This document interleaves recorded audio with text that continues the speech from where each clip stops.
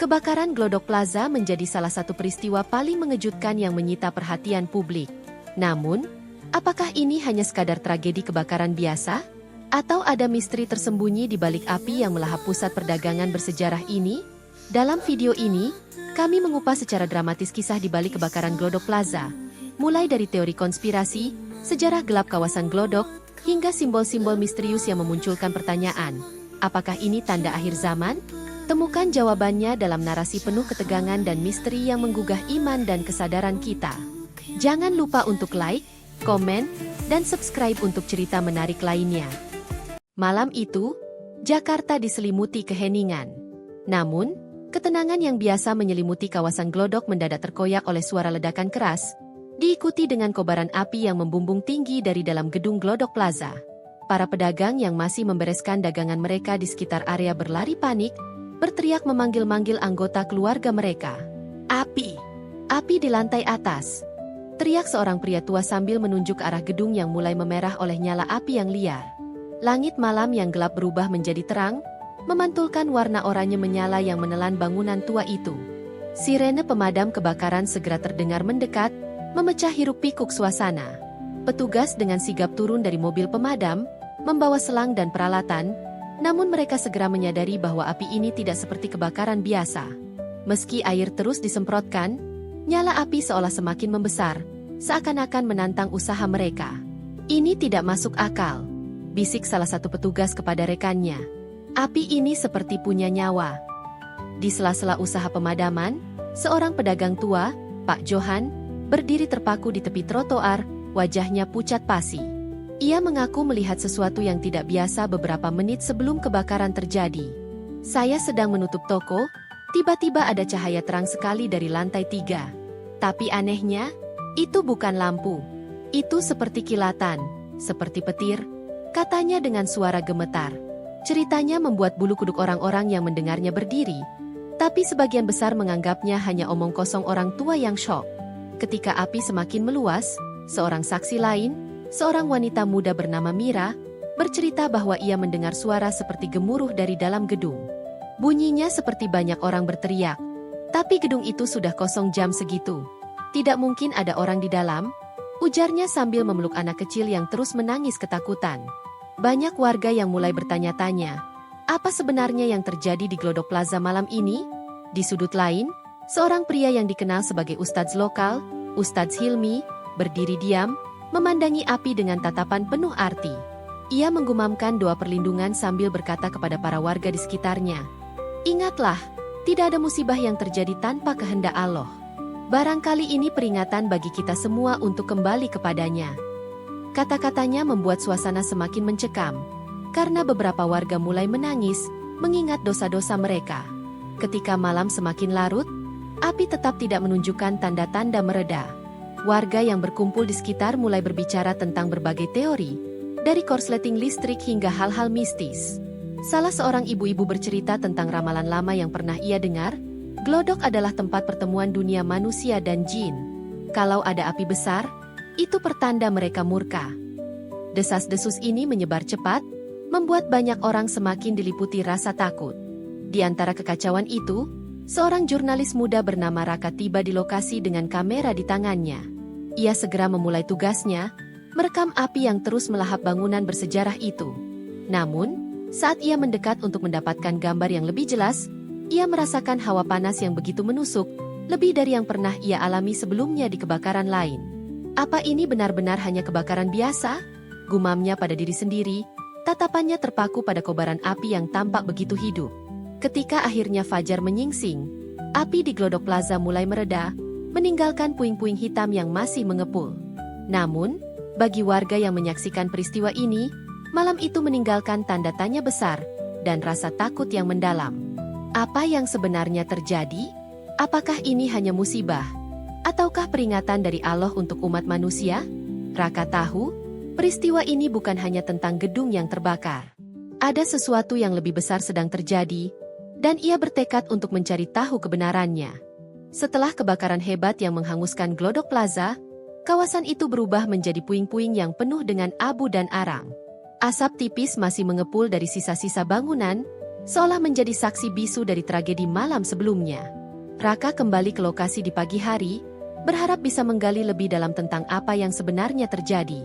Saat ia mengamati reruntuhan, matanya tertuju pada sebuah dinding yang masih berdiri kokoh di tengah kehancuran. Di sana, dengan tinta merah gelap yang terlihat seperti darah, tertulis pesan aneh, "Api akan mengadili manusia di akhir zaman." Raka mendekati tulisan itu dengan hati-hati, sementara suara-suara warga yang berdiskusi tentang kebakaran terdengar samar di belakangnya. Pesan itu tampak baru, seperti baru saja ditulis. Namun, bagaimana bisa? Tidak mungkin seseorang bisa menulis di tengah kobaran api. Ia memotret tulisan itu dengan kameranya, merasa ada sesuatu yang ganjil. Siapa yang menulis ini? Dan apa maksudnya? Gumamnya, sambil merasakan getaran aneh di dadanya. Di tengah kerumunan, Pak Johan, pedagang tua yang semalam mengaku melihat kilatan cahaya, kembali memberikan cerita yang semakin membuat bulu kuduk merinding. "Setelah kilatan cahaya itu, saya melihat sesuatu bergerak di dalam gedung," katanya dengan suara pelan. "Bayangan gelap, besar, seperti manusia, tapi tidak sepenuhnya manusia." Beberapa warga yang mendengar cerita itu langsung beristighfar, mengucap astagfirullah. Namun, ada juga yang menertawakan, menganggap Pak Johan hanya berhalusinasi karena trauma. Mira, wanita muda yang semalam mendengar suara gemuruh, juga berbagi kisahnya. Ia mengaku, saat kebakaran semakin membesar, ia mendengar suara seperti seseorang memanggil namanya dari dalam gedung. "Tapi saya yakin, tidak ada orang di sana. Suara itu terdengar aneh, seperti berbisik di telinga saya meskipun saya jauh dari api," ujarnya dengan wajah pucat. Ceritanya membuat beberapa warga yang mendengar merasa semakin tidak nyaman, seolah ada sesuatu yang tidak kasat mata sedang bermain di balik peristiwa ini. Sore harinya, Raka memutuskan untuk menemui seorang petugas pemadam kebakaran yang semalam bertugas. Petugas itu, yang memperkenalkan diri sebagai Andi, mengungkapkan hal yang mengejutkan. "Kami sudah menggunakan semua cara untuk memadamkan api itu. Tapi sepertinya api tidak mau padam. Seolah-olah, itu bukan api biasa. Rasanya seperti ada kekuatan lain yang membuatnya tetap menyala." Raka mencatat semua informasi ini, kepalanya dipenuhi pertanyaan yang belum terjawab. Apakah ini hanya kebetulan? Atau ada sesuatu yang lebih besar? Di malam hari, Raka kembali memeriksa fotonya dari lokasi kebakaran. Saat memperbesar gambar tulisan di dinding, ia melihat sesuatu yang tidak ia sadari sebelumnya. Di sudut gambar, bayangan hitam samar tampak berdiri di ujung puing-puing. Ia membandingkan gambar itu dengan foto lain, dan bayangan itu tetap ada di setiap foto, selalu di posisi yang berbeda. Raka bergidik. Apa ini benar-benar hanya efek cahaya? Atau ada sesuatu di sana? Pikirnya, sambil merasa hawa dingin menjalari tubuhnya.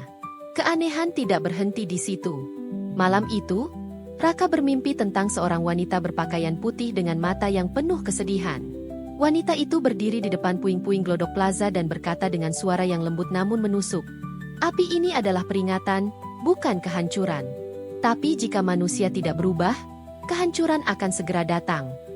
Saat Raka mencoba mendekatinya, wanita itu perlahan memudar, dan ia terbangun dengan keringat dingin membasahi tubuhnya. Keesokan paginya, Raka memutuskan bahwa ia tidak bisa mengabaikan apa yang telah ia lihat dan dengar. Kebakaran ini bukan sekadar insiden biasa. Ada sesuatu yang jauh lebih besar sedang terjadi. Sesuatu yang melibatkan manusia, mungkin juga hal-hal di luar nalar. Dengan semangat baru, ia bertekad untuk mengungkap kebenaran, meskipun itu berarti harus menghadapi bahaya yang belum ia pahami. "Apapun ini, aku harus tahu," katanya pada dirinya sendiri, memandang ke arah puing-puing Glodok Plaza yang tampak sunyi namun penuh misteri. Pagi itu, dengan rasa penasaran yang semakin membara, Raka mendatangi rumah seorang sejarawan terkenal bernama Pak Hasan, yang dikenal memiliki pengetahuan mendalam tentang sejarah kawasan Glodok. Rumah Pak Hasan penuh dengan buku-buku tua yang berjajar di rak-rak kayu, aroma kertas kuno menyelimuti ruangan. Setelah mendengar cerita Raka tentang kebakaran, tulisan misterius, dan bayangan hitam, Pak Hasan menghela napas panjang. "Apa yang kau ceritakan ini mengingatkanku pada sebuah kisah lama. Sebuah ramalan yang mungkin kau anggap hanya dongeng, tetapi memiliki kaitan dengan kawasan Glodok." Pak Hasan mengeluarkan sebuah naskah tua yang sudah menguning. Di dalamnya terdapat tulisan-tulisan kuno yang diterjemahkan ke dalam bahasa Indonesia. Ia mulai membaca dengan suara pelan namun penuh tekanan. Ketika api besar melahap tempat perdagangan, itu adalah tanda bahwa manusia telah melampaui batas-batasnya. Keserakahan akan harta dan lupa kepada Allah akan memanggil api dari langit. Api ini tidak akan berhenti hingga jiwa manusia diadili. Raka menelan ludah. Kata-kata itu terasa mengerikan. Seolah mengingatkan akan apa yang baru saja terjadi di Glodok Plaza. Pak Hasan menjelaskan bahwa kawasan Glodok sudah sejak lama dikenal sebagai pusat perdagangan yang sibuk, bahkan sebelum masa kolonial Belanda. Namun, di balik hiruk-pikuk ekonominya, ada cerita-cerita tentang ritual kuno yang dilakukan para pedagang untuk meminta perlindungan dari roh-roh penjaga tanah. Konon, lanjut Pak Hasan, jika ritual itu dihentikan, maka kekuatan yang menjaga tempat ini akan berubah menjadi murka. Sejak modernisasi mengambil alih kawasan tersebut, cerita tentang ritual ini perlahan menghilang, tetapi ramalan itu tetap hidup dalam bisik-bisik masyarakat. Raka bertanya dengan ragu, apakah Anda percaya bahwa kebakaran ini ada kaitannya dengan ramalan itu? Pak Hasan menatap Raka dalam-dalam sebelum menjawab. Percaya atau tidak, kita tidak bisa mengabaikan tanda-tanda yang muncul. Kilatan cahaya, bayangan hitam, suara gemuruh. Semua itu terlalu banyak untuk dianggap kebetulan. Pak Hasan menyarankan Raka untuk mencari arsip lama yang mungkin menyimpan lebih banyak petunjuk, termasuk dokumen perdagangan kuno yang pernah ditemukan di kawasan tersebut. Dalam perjalanan pulang, Raka merasa kepalanya dipenuhi oleh berbagai kemungkinan. Ia tidak percaya sepenuhnya pada cerita mistis, tetapi fakta-fakta yang ia temui sulit untuk diabaikan. Ia memutuskan untuk mengunjungi perpustakaan kota untuk mencari arsip tentang kawasan Glodok. Di sana, ia menemukan catatan lama tentang kebakaran besar yang pernah melanda kawasan itu pada awal abad ke-20. Dalam catatan itu, disebutkan bahwa kebakaran tersebut juga diawali dengan suara gemuruh dan kilatan cahaya yang tidak diketahui asalnya. Namun, hal yang paling mengejutkan adalah sebuah gambar tua yang ditemukan dalam salah satu dokumen. Gambar itu menunjukkan tulisan tangan di sebuah dinding yang hangus terbakar, dengan pesan yang mirip, api akan mengadili manusia di akhir zaman. Raka merasa merinding. Apakah pesan ini telah muncul sebelumnya? Dan mengapa muncul kembali sekarang? Malam harinya, Raka kembali dihantui oleh mimpi. Wanita berpakaian putih yang ia lihat sebelumnya muncul lagi, kali ini berdiri di depan sebuah pintu besar yang tampak seperti gerbang tua. Pintu ini adalah jawaban, katanya, suaranya bergema. Tetapi pintu ini juga adalah peringatan. Jangan biarkan manusia jatuh lebih dalam ke dalam jurang keserakahan. Ketika Raka mencoba membuka pintu itu, ia terbangun dengan tubuh gemetar. Mimpi itu terasa begitu nyata, seolah ada sesuatu yang ingin mengarahkannya. Dengan tekad yang semakin kuat, Raka memutuskan bahwa ia tidak bisa mundur sekarang. Ia merasa bahwa apa yang ia cari bukan hanya tentang kebakaran Glodok Plaza, tetapi tentang peringatan yang jauh lebih besar, sesuatu yang melibatkan seluruh umat manusia. Jika ini benar-benar tanda dari Allah, gumamnya pelan, maka kita semua harus tahu apa yang sedang terjadi. Ia bersiap melanjutkan pencarian, meskipun ia tahu risikonya akan semakin besar. Raka melanjutkan pencariannya ke gedung arsip kota, berharap menemukan lebih banyak petunjuk. Di dalam ruangan yang sunyi dan penuh dengan bau kertas tua, ia menemukan dokumen yang menyebutkan tentang konflik kepemilikan tanah di Glodok yang sudah berlangsung sejak beberapa dekade lalu.